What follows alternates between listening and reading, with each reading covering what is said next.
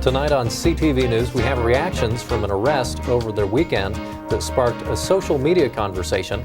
Then later on, we have updates on some crime over the weekend. All that plus weather, sports, and entertainment starting right now on CTV News. Good evening and thanks for tuning in to CTV News. I'm Willis Scott. And I'm Marla Lundak. Our top story tonight concerns the arrest of a Colorado student over the weekend. We now go live to Bryn Carmen, who is outside of Bondi Beach Bar. Bryn, what can you tell us?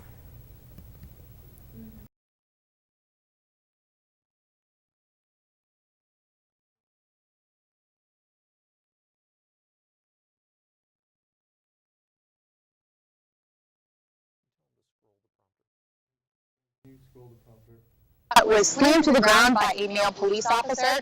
Now, this cell phone video has gone extremely viral in Colorado and all across the nation.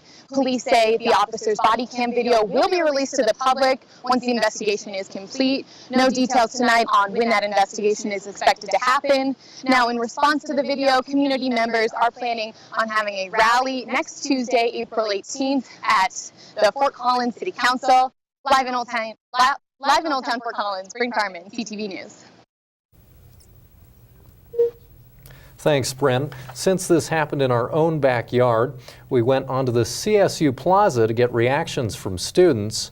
The consensus was that they think the officer had a right to restrain the woman, but his actions were a bit extreme. Self-defense, but you don't have to throw it down that hard. I mean, you're a big guy going against like a little girl. You don't have to do that much. It was like a little too forceful what the cop did, like threw her to the ground, but at the same time you shouldn't assault a police officer. The girl definitely shouldn't have hit a cop, but I think the guy took it way too far, throwing her on the ground. The slamming down was a little too aggressive, but I think that if you interfere with a police officer like that, then he has the right to arrest you. Early last evening, a storage unit caught fire by a local strip mall. According to the Poudre Fire Authority, firefighters extinguished a fire that burned the inside of a storage container. According to a statement by the PFA, around 7:30 Monday evening, 911 dispatchers received a call reporting a fire near a strip mall located on the west side of North College Avenue. The first PFA crew arrived at the Cottonwood Plaza strip mall located at 1415 North College Avenue 6 minutes after the initial call. There, firefighters found a storage container fully enveloped in flames just west of the strip mall. Just a few minutes later, firefighters had the fire under control, preventing any significant damage to the 7-unit strip mall. A couple of units within the strip mall had minor smoke and fire damage. The cause and origin of the fire remains under investigation. One person is dead and another in the hospital after a motorcycle crash Monday evening. It happened at the intersection of Swallow and College at 7:24. A white Tahoe crashed with one of two motorcycles while turning right onto College Avenue. The other motorcyclist laid his bike down on the road to avoid the car. The motorcyclist who hit the car was pronounced dead at the scene. The other motorcyclist was rushed to an area hospital with serious injuries. The driver of the white Tahoe wasn't hurt. The crash investigation is still in its early stages. Early Monday morning, Larimer County sheriffs engaged in a high-speed pursuit that reached 104 miles per hour and culminated in the use of spike strips and a search. The driver of the vehicle, Benjamin Weir, was arrested on 11 charges after a pursuit both in a vehicle and on foot. The female passenger, Melanie Wind, was arrested on 3 charges at the end of the car pursuit. After use of spike strips and a pit maneuver, the vehicle eventually came to a stop near Jefferson Avenue in Wellington, where Weir fled on foot. Wind was detained by police shortly afterward. Deputies, along with the Colorado State Patrol and Fort Collins Police Services, set a perimeter around the area to search for Weir, but were unable to find him. The search was called off shortly before 5 a.m. Around 9:50 a.m., a deputy near the Burger King at Cleveland and 6th Street in Wellington was approached by a citizen and told of a suspicious man. The deputy looked into it and recognized Weir from the earlier chase and called for backup. Deputies successfully subdued their suspect. Weir was then identified and taken into custody. Wind was charged with unlawful possession of a controlled substance and possession of an illegal weapon. Weir was given 11 charges, including attempted second-degree assault on police officers, third-degree assault, vehicular eluding, and displayed fictitious numbered plates.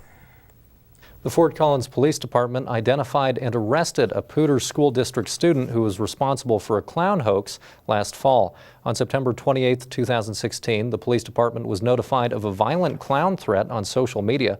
Over 500 students remained home from school the day after the threat was posted on Facebook. Fort Collins police quickly determined that it wasn't credible. The student has since been expelled from the Poudre School District and charged with a Class 1 misdemeanor. Fort Collins police wouldn't say how they identified the student or whether the student has any upcoming court appearances. You can check back to the Collegian for updates as the investigation continues. As Fort Collins and Colorado State University continue to grow, the cost of living throughout the community has seen a spike in recent years.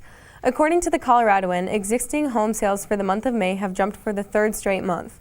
Sales of existing single-family homes, townhomes, condos, and co-ops increased by 1.8% according to the National Association of Realtors.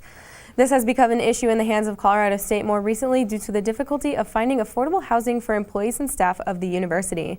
In the month of February, median prices for single-family homes was $395,000. At the end of 2016, the median prices of monthly rent was $1,200. Tim Milligan, Vice President of External Relations, says that Colorado State wants to contribute to the issue of affordable housing. So what CSU is doing is we're taking a look at a lot of different ways that we can, maybe perhaps for the first time, be a part of a community-wide solution to try and deal with this issue. We really don't want it to go the way of places like Aspen or Boulder, where you can't really live in the community that you work in. We want to be a live, work, play community. Some of the land that is included in the conversation is Hughes. However, Milligan doesn't want people to jump to conclusions about the iconic stadium. So what's happening at Hughes is we've asked this group called Icon Venue Group, and we've asked them, because of their expertise in development, to take a look at the Hughes property, to get public input, and to put together a process whereby private developers will come in and make suggestions on what we might do with that property. So the university doesn't plan to develop that land. We plan to have other people come in and make suggestions. CSU is hopeful that they can make a positive impact on this issue of affordable housing that can benefit the city of Fort Collins as well as the employees and staff of the university. Well, that'll do it for news. Coming up, we have a full weather forecast from Sierra Symes. Then later on, we have sports and entertainment.